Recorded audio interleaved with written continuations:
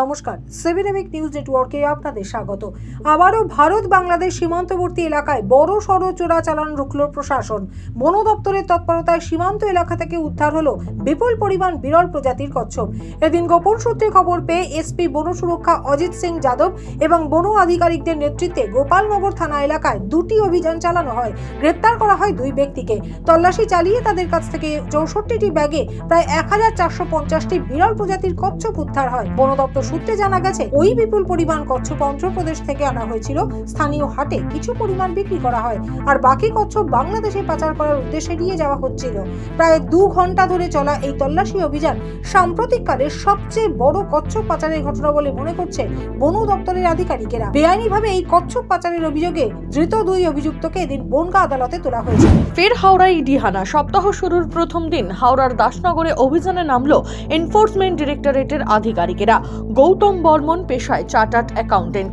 তার হাওড়ার দাসনগরের বিপ্লবী অনাদি দাস সরণি এলাকায় তার বাড়িতে হানা দিল ইডি আধিকারিকেরা।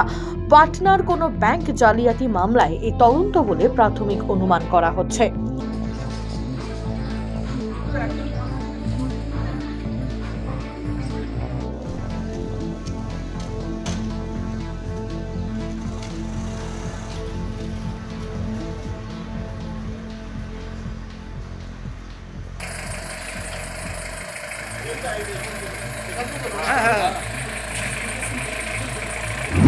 বিধ্বংসী আগুনে ভস্মীভূত শ্রমিকদের অস্থায়ী ছাউনি। দক্ষিণ 24 পরগনা জেলার পাথর প্রতিমা ব্লকের কুমারপুর এলাকায় চাঞ্চল্য। প্রসঙ্গত, জলের ট্যাঙ্ক তৈরি করা এবং জলের পাইপ বসানোর জন্য মুর্শিদাবাদ থেকে 35 জন শ্রমিক এলাকায় প্রায় 2 মাস যাবৎ বসবাস করছে। এদিন সকালবেলা হঠাৎ করে আগুন ধরে গেলে আতঙ্কিত হয়ে পড়েন স্থানীয় বাসিন্দা সহ শ্রমিকেরা। সকলে মিলে আগুন নেভানোর চেষ্টা করলেও শেষ রক্ষা হয়নি। ঘরের মধ্যে থাকা সমস্ত আসবাবপত্র, টাকা পয়সা, জামা কাপড় সহ কাজের যন্ত্রাংশপাতি সমস্ত কিছু আগুন গ্রাস করে। এলাকার মানুষদের ধারণা শর্ট সার্কিট থেকেই এই আগুন লেগেছে। তদন্ত শুরু করেছে পুলিশ। চলছে মাধ্যমিক পরীক্ষা। উত্তর 24 পরগনা জেলার খড়দহের পর এবার হাবড়া। পরীক্ষার হলে অসুস্থ হয়ে পড়লেন এক পরীক্ষার্থী। গোবরডাঙ্গা বেরকম হাই স্কুলের ওই ছাত্রীটির সিট পড়েছিল জানাপুল হাই স্কুলে। এদিন সে অসুস্থ বোধ করায় সঙ্গে সঙ্গে প্রশাসনিক আধিকারিকেরা তৎপরতার সঙ্গে পরীক্ষা কেন্দ্র থেকে ছাত্রীকে হাবড়া স্টেট জেনারেল হাসপাতালে নিয়ে এলে সেখানে ছাত্রীকে সুস্থ করে তোলার চেষ্টা করেন চিকিৎসকেরা। এরপর ওই ছাত্রী পরীক্ষা দেওয়ার ইচ্ছা প্রকাশ করলে হাসপাতালে পরীক্ষার ব্যবস্থা করা হয়। ফের বাংলার পরিযায়ী শ্রমিকের রহস্য মৃত্যুর ঘটনা। এবার ভিন রাজ্যের ট্রলারে মাছ ধরতে গিয়ে মৃত্যু হলো বাংলার এক মৎস্যজীবীর। মৃতের নাম সহদেব গিরি। পাথর প্রতিমার জি প্লটের কৃষ্ণদাসপুরের বাসিন্দা বছর 26-এর সহদেব গিরি এবং তার ভাই মহাদেব গিরি মাত্র কয়েকদিন আগেই কেরালার পুনানিতে গিয়েছিল। কিন্তু সেখানে গিয়ে ভাই অসুস্থ হয়ে পড়ায় অন্যান্য মৎস্যজীবীদের সাথে সহদেব পুনানির হারবার থেকে একটি ট্রলারে করে মাছ ধরার উদ্দেশ্যে নদীতে পাড়ি দেয়। কিন্তু ট্রলারটি মাছ ধরে হারবারে ফিরে আসলেও সহদেব ফিরে আসেনি।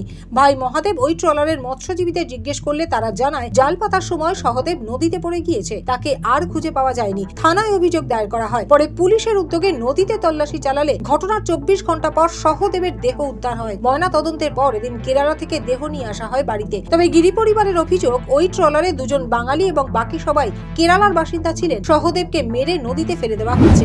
গত 25শে জানুয়ারি ধপধপি এলাকায় গয়নার দোকানে ডাকাতের তদন্তে নেমে বড় সাফল্য পেল বারুইপুর থানার পুলিশ। উদ্ধার হলো প্রচুর রূপোর গহনা ও নগদ টাকা। ধরা পড়েছে এক গহনা ব্যবসায়ী। সূত্রের খবর, আজিজুল ঘরামি নামে এক ব্যক্তিকে আটক করে জিজ্ঞাসাবাদ চালাতেই আরো একজনের খোঁজ মেলে। এদিন তাকে গ্রেপ্তার করেছে পুলিশ। ধৃতের নাম সৌমজিৎ মণ্ডল। তার কাছ থেকে নগদ 80,000 টাকা ও কয়েক হাজার টাকার চুরি যাওয়া রূপোর গহনা উদ্ধার করেছে পুলিশ। উল্লেখ্য, জীবনতলা থানার সরবেরিয়া এলাকায় গয়নার দোকান রয়েছে এই ব্যক্তির। সে চুরি যাওয়া গয়না কিনেছিল। আগেও তার বিরুদ্ধে চোরাই গয়না কেনার অভিযোগ রয়েছে। খড়গপুর এলাকায় এক ডাকাতির মামলায় তার 10 বছরের সাজাও হয়। করোনা পরিস্থিতিতে 6 বছর পর ছাড়া পেয়ে আবার দুষ্কর্ম শুরু করেছে। বাংলাদেশে। বাংলাদেশে পাচার হওয়ার আগে প্রচুর পরিমাণে মাদক উদ্ধার করল পুলিশ। উত্তর 24 পরগনার বসুরহাট মহকুমার স্বরূপনগরের গোবিন্দপুর গ্রাম পঞ্চায়েতের গোবিন্দপুর সীমান্তের ঘটনা। সূত্রের খবর, স্বরূপনগরের গোবিন্দপুর এলাকায় মুস্তাকিম মণ্ডল নামে বছর 26-এর এক যুবক গোবিন্দপুর সীমান্ত এলাকা দিয়ে মোটর বাইকে করে 23 কিলো মাদক বাংলাদেশে পাচার করার চেষ্টা করলে বিএসএফ এর 112 নম্বর ব্যাটালিয়ন বাহিনী মিহির ক্যাম্পের বিএসএফ জওয়ানেরা তাকে হাতে নাতে গ্রেপ্তার করে।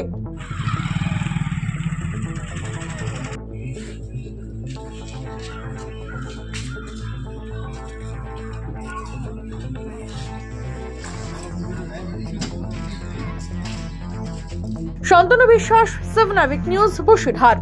জয় হিন্দ।